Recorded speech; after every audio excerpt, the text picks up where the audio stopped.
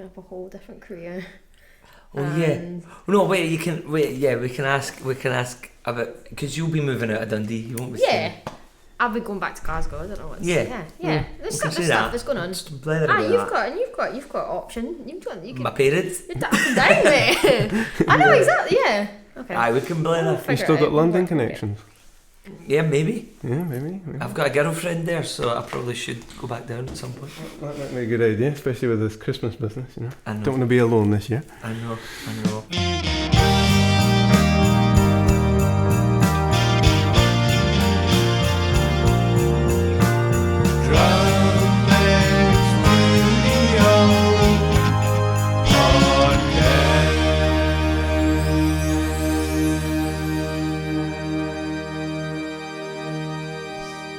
Hello everyone and welcome to Drumbeg Studio Podcast for this Christmas edition. Are we all feeling festive? Yes? No, I'm not feeling very festive. I don't think we're going to get any snow this year. I think that when there's snow on the ground I start to feel festive, but when there's not snow on the ground. Anyway, in this week's show we're going to be chatting to two of the cast members from the brand new musical Our Wullie, which has been premiered at the Dundee Rep Theatre, and it started on the 23rd of November and is running until the 5th of January. We will also have music later on in the show from Robbie Hutton, and we've also got a festive treat for you, a new Christmas track which came out on the 6th of December from a band called Quinny. But kicking off this week's show with not a single bit of festiveness in it at all, this is Dundee's own Revellers with their latest single, At the End of the Day.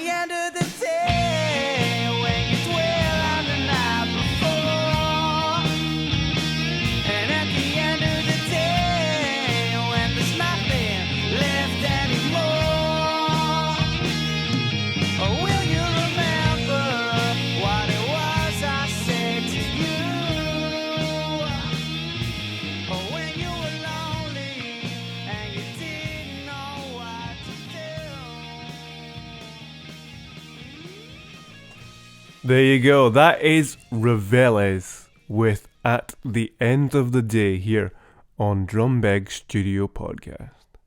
That song was released on the 25th of October this year on all digital media platforms, and you can find the full song up there, including Spotify. And they also released a B-side, Maddie's Manic Mondays, on the same day. Go and check it out. And check out the latest gigs that these guys are going to be doing on their Facebook page and everywhere else online. Many thanks for letting me play that song. Hope it's going down well with your fans. Now it is time to meet not just one, but two special guests. I am joined by two special guests this week, two members of the premiere of the Our Wullie musical. I am joined by Primrose Patterson, and I am also joined by Our Wullie himself. Please welcome Martin Quinn and Leah Byrne. Hello. Sorry. How are you both doing? Good. Yeah, good. Yeah. Tired, but really enjoying it. Yeah. We had a show this morning. No, not this morning, this afternoon, and then we got another one this evening. So just cramming this in between. Yeah, stunning. I know, I always start these by talking about the weather, and it's funnily enough quite mild for this time of year. It's weird, isn't it? Yeah. I mean, I got off the train last night though. It is colder than Glasgow. It is really cold. And when I was getting the train this morning, it was absolutely freezing. It was really cold. I was complaining a lot. This side of the country is just colder. Yeah. It's the water in it. Less rainy though. Yeah, it's a lot sunnier. Oh yeah. It's icier and it's Yeah. It's freezing. Anyway, growing up, we're going to start with you, Martin. Growing up, what was your childhood dreams like? It was too egotistical from the beginning. I wanted to be a footballer and a skateboarder and in a band, and I had these interviews written out in my head where I'd be asked like, "Oh yeah, Martin, we see you on the football pitch, and sometimes you're like mouthing words. What's that?" And then I'd say, "Oh yeah, it's just like the lyrics to my band because I'm in a band as well. Did you know that?" And it's things like that. So it was very kind of egotistical. Self-motivation? No, not really, because then I didn't do any of the hard work of learning how to skateboard well. I found skateboarding really, really scary. My brother was good, my big brother, so I thought I would try it, but no, I'd fall off as soon as anyone else came near me. I'd be off the board, so I'd be useless. I was okay at football, but then I was terrible when we jumped up to 11-a-side, because I was still smaller than everyone. Yeah. And what about yourself, Leah? I don't really know. I was a big fan of like Doctor Who when I was growing up, and so properly knew everything about Doctor Who. Like I watched every episode, knew like most of like the words that all the companions said. So I was kind of like, I'm gonna grow up and I'm gonna be the Doctor's companion. Yes. Yeah. And that was it. Didn't grow up to do that, but that's fine. So you both graduated successfully from your chosen institutes, shall we say? Yeah. What was the future? We're going to look at you, Leah. What was the future? What did the future line up for you after the graduation? What did you have planned? I didn't really know. So we all graduated, and I think I had a really great year.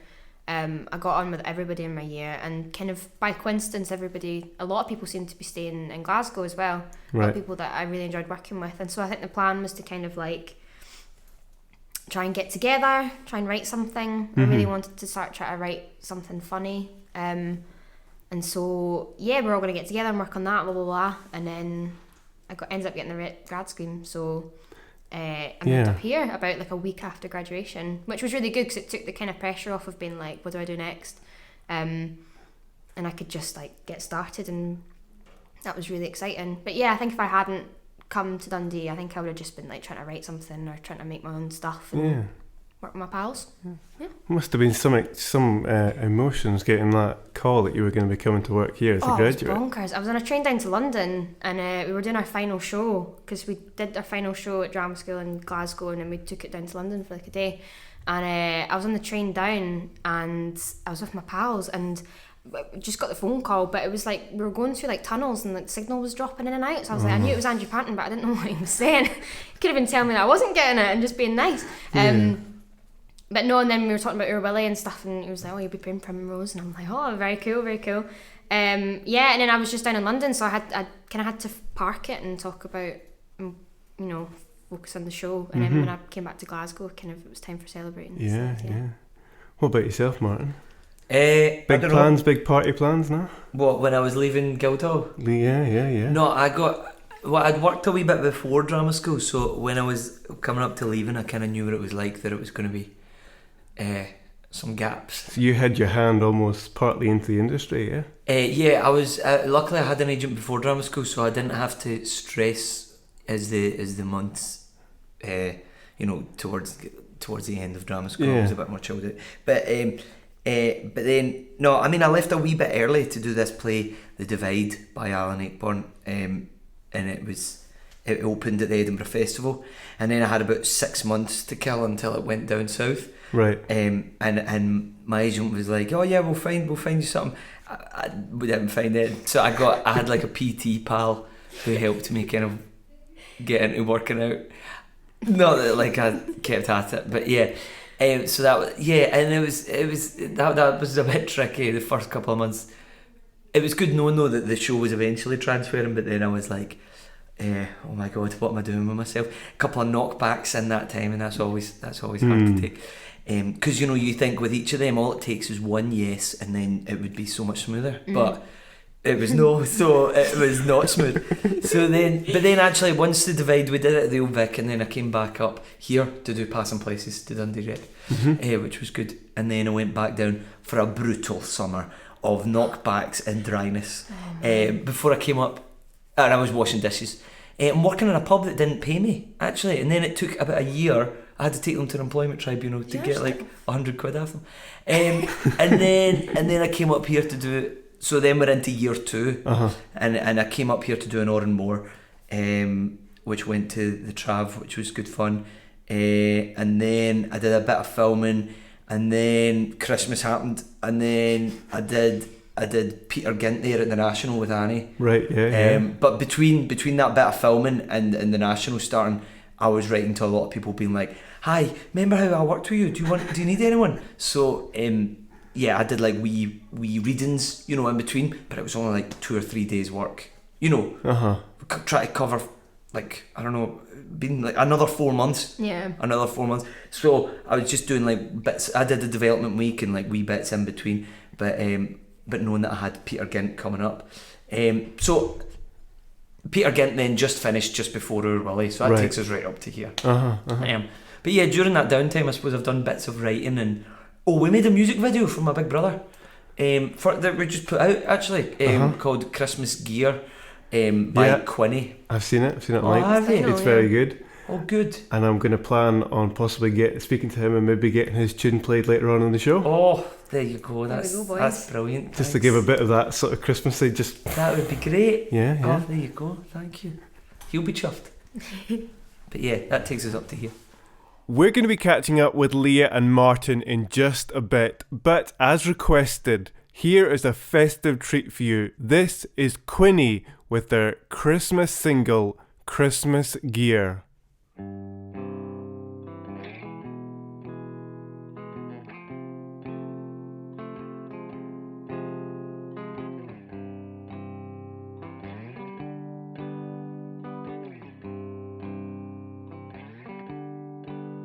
You've seen it all, Legoland, Pleasure Beach, Seaton Sands, while I've been here, punting gear on Christmas.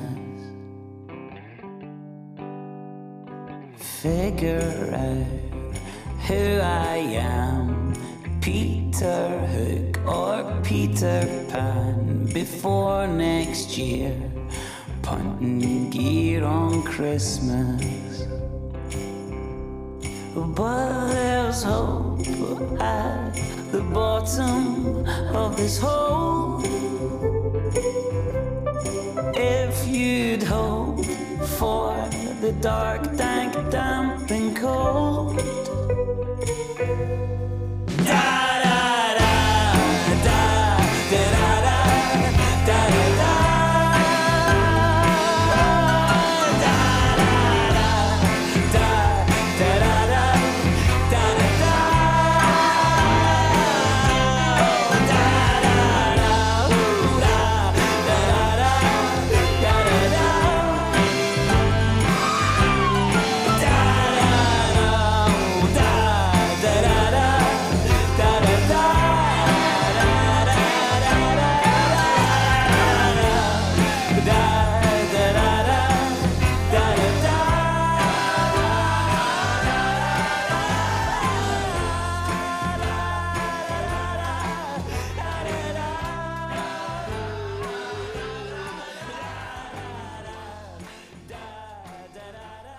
Well, there you go. That's your wee festive treat for you this week. That was Quinny with Christmas Gear here on Drumbeg Studio Podcast. Quinny is a singer-songwriter based in London but originally from Paisley here in Scotland.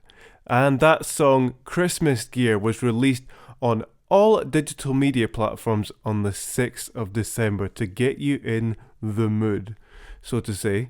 As Martin mentioned earlier on, they also recorded and filmed a cracking music video for this song, and you can find that up on YouTube. It is hitting the heights with its views at the moment. Right, you two.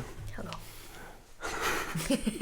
I want to talk about Scotty Sisters, if you guys don't mind, and the fact that it almost shut down as an organisation. Obviously, I know, Martin, you weren't quite part of that. You'd left the bubble, so to say, when this happened. But Leah, talk about the thoughts and feelings that you were going through when something like that happens. Yeah, it was really out of the blue. I think, and it was kind of me and all my friends. I think it was around 2014 that problem started, and it was quite funny because it was kind of as me and my friends had just kind of started getting involved with SYT Productions, which was like. You were like a pool of kind of actors who would be asked to do like certain projects, and you'd be picked for them and whatever. And so it was really sad when you felt so much loyalty and you were just kind of like finding your feet as an actor and like deciding this was maybe what you wanted to do. And SYT were so brilliant for giving you those really cool opportunities to like try everything. So do a bit of children's theatre, or do a musical, or do whatever. And it was really terrifying thinking that was just going to like disappear, because it's where I'd met all my friends, and it was where my social life kind of like, kind of was formed, and also like, where I started working. So we were, but they did such a good job to kind of keep everything going. And from the outside, I think they made everything, and on the inside as well, everybody just kind of like pulled together. Yeah. And obviously through hard situations, people always kind of like band together to make the best of it, and I think they really did. And I suppose the crowdfunding was just sort of the crown jewel that you guys were waiting for to sort of lift you guys, lift the spirits. So. And there was a lot of people stepped in to kind of supply money, and I think it was a lot of cool Nicola Sturgeon, found money, and it was really thankful. And it's what it was Scotland's National Youth Theatre, so it seemed a bit bonkers that. They were in this situation in the first place, but they've made a few changes and they've found their way back, and I think they're doing really well. Yeah. Martin, tell me the emotions that you were going through when you found out that you were going to be starring in a new musical that was based around Our Wullie, a very famous comic book character. Well, they'd asked me to audition back in like April or something, and I sent a tape. And then because it was like not just Dundee to please, there was Celador and a bunch of producers on that. So then I had to do another tape, and then I had to meet them and do another tape, and then I think did I meet them a fourth time, or I think in my head I just told people it was 4 times, but it was 3 times. But because it had dragged on for so long, I was just kind of like, oh, finally, rather than like dead excited. I was mainly like, oh, cool, because. It just dragged on for so long. Yeah. And then you realised how long the show run was going to drag on for, and you just thought... I know. But that's the thing, and then it was just logistics, thinking like, when does that last? The Peter Gint play, when does that end, and when does that start, and does this clash with anything? Yeah. So it's not always just joy. A lot of time it's stressful, because you're like, I've got a life to organise around that. Yeah. Like I had a flat in London that I was like, well, do I renew my flat or not? When are they going to tell me about this? So it's not always. I mean, it's great. Like, I mean, I'm very, very chuffed though. That's kind of a given. You're like chuffed, but then sometimes it's like practical things like, oh, okay, right, I'm moving out of my flat. That's going to be... No, you've got to consider life, and you're right, you've got to take these things into consideration. But that sounds like I'm very ungrateful though, but I'm not. I mean, it's great, and it's good fun, and it's cool to be in a show that's got so much buzz and chat about it, and when you see like how happy the audiences have been, it's great. But yeah, because that's the thing, that obviously it adds to the 80th celebration that they're doing, which is Totally. to be part of that is Yeah. one thing.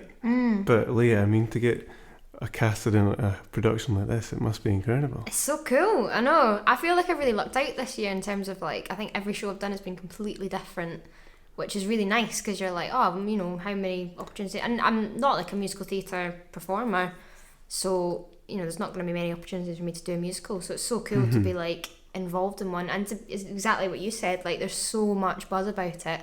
There's people who are massive fans of Our Wullie, and like, my mum and dad came and saw it last week. My dad's English as well. And when he first moved up to Glasgow and was staying with my mum and her mum, my gran, like every Christmas he was also getting Our Wullie or a Brinzanya, you know what I mean? So he's so involved in it. And so it's so cool. And it's as soon as I found out as well that like Martin, that you'd been cast, is because it was just, I was chatting with you and during Tay Bridge, and we were talking about like, oh, I wonder who'd make a good Wullie. Like, they've not cast it, have they? And I've chimed up and I was like, I bet Martin Quinn would be really, really good. And he was like, oh yeah, man, like Martin, yeah, that's such a good idea. And then like literally the next week it was like, yeah, Martin's been asked. And I was like, I'm genius. I'm so clever. You had it figured. Get me in the casting room and then I cast this. But it's just really exciting because I think everything's been picked so perfectly. Yeah, it's a good team And overall, which it makes it so much more exciting. Totally, and it really works. And yeah. Yeah, it's Just been a buzz. getting the sky high reviews, shall we say, and it deserves it. I think I've already told you guys how many times I'm going to be seeing it, working at it, but it's I'm sorry. yeah. There is one part I want to ask about, and that is during the play or during the musical. It's not a play. What I'm talking about. Slap that boy. Get him off the mic.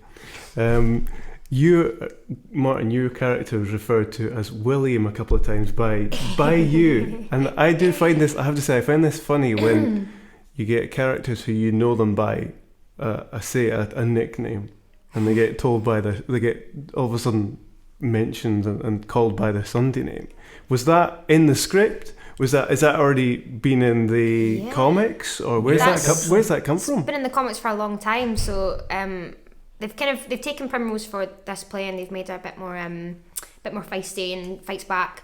But in the comics, she is kind of just known as the girl who absolutely fancies William. Or I call him William now, not Willie. But she pure fancies Willie and kind of follows after him, and he's kind of like, oh, get back, not interested in that. But we're kind of discussing it in rehearsals, and we think that Primrose is kind of like, she's a bit more mature, and I think she's like put a pin in him to be like, I'll come back in a couple of years' time and see if you're like worthy of going out with me. But you know, we'll see. Well, you mentioned the sort of the love affair aspect. There's that scene in the library where you blow him a kiss, but he we've only takes it in. I'm sorry, we he added that completely throws it away, doesn't he? Yeah, well, because girls are yucky, and you won't notice it, but we have to help you off the desk, and I'll wipe my hand after it because. I'll look out for that tonight. Girl germs, yeah. But no, I mean, actually, I thought there would be more. There's a moment later on with Primrose and Wahid, and I thought that. Yeah. I thought that was. Oh yeah, maybe yeah. it was like, because I think that Primrose and Wahid are a bit more matched in terms of how they think and getting through, making plans. Yeah. But who knows who she'll choose in the end. I know. Come back in 20 years.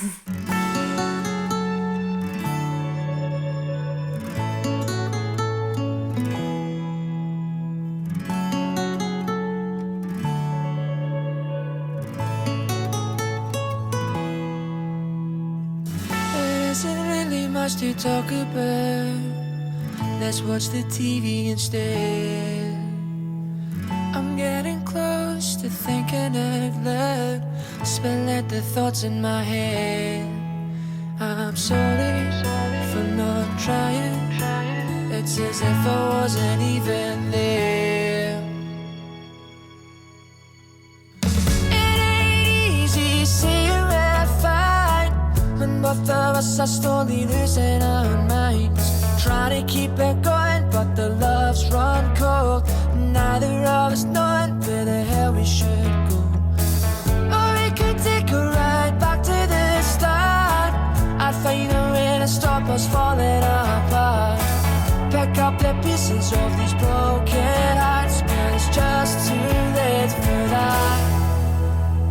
just too late for that.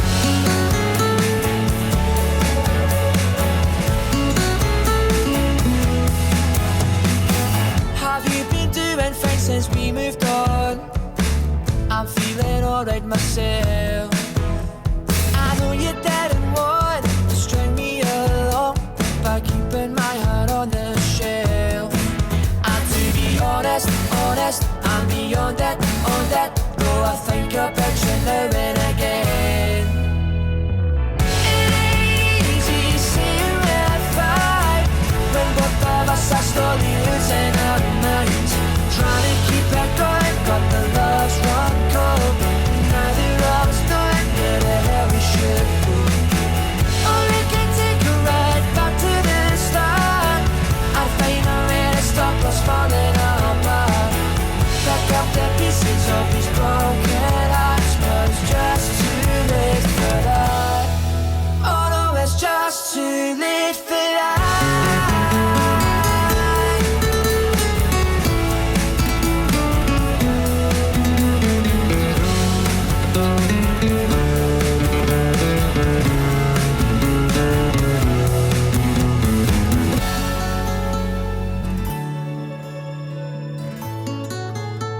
It's just too late for that.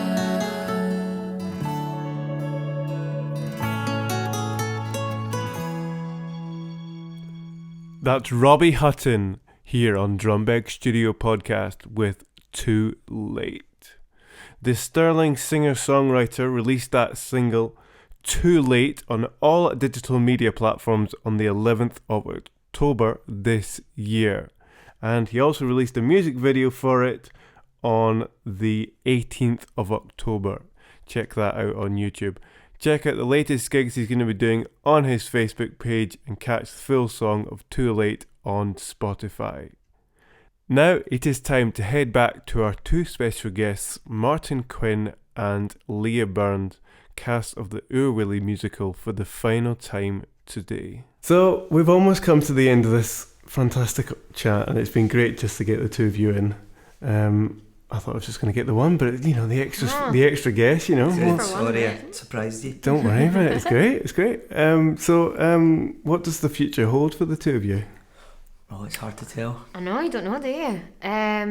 Because this job's so long as well, because it's on till like March, so we're not free Yeah. till March. I must mention, obviously you guys go and take this on tour, Yeah, we do. Yeah. which is going to be It's really incredible. exciting, I know, Yeah. I can't wait. Because obviously, being in Glasgow, because we're going to the Theatre Royal, which is right next to RCS, which was like, you know, my drama school.